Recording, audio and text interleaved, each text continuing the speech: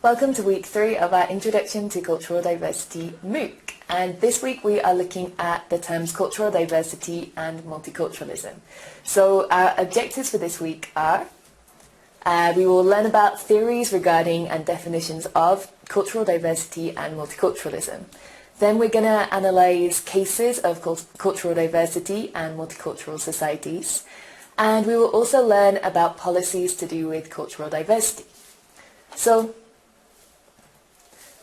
cultural diversity or multiculturalism. These are two terms that we hear a lot these days, and they have two different uses. So, if we go to the first use, if we think about the adjective, so we have multicultural as an adjective, and culturally diverse as an adjective to describe a place.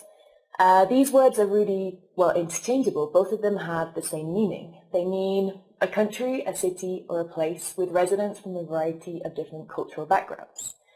So it's descriptive. It describes a place. It describes a place that has cultural diversity. So, second meaning of these two terms, again, these are mostly interchangeable. We have the terms cultural diversity and multiculturalism. When we use them like this as a noun, they refer to concepts. And it's, both of them refer to an ideology or a policy. And these ideologies refer to a belief that we should encourage, respect, and provide facilities and opportunities for people who belong to different cultures. This is all about equality. It's about inclusion. It's about celebrating diversity.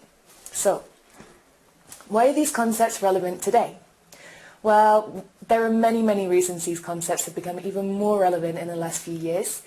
Globalization for the past century has been increasing and increasing. So it's really important to address these topics as more spaces, more places are becoming multicultural. Immigration is another reason. The number of immigrants in the world, or people who are living in countries that are not their home countries or their country of birth, is growing enormously. There are millions and millions of people now that have migrated to live in different countries, which creates more multicultural cities and multicultural countries. Mobility. So there are many transnational companies. More people are studying in different countries, which creates more multicultural institutions and more multicultural businesses too.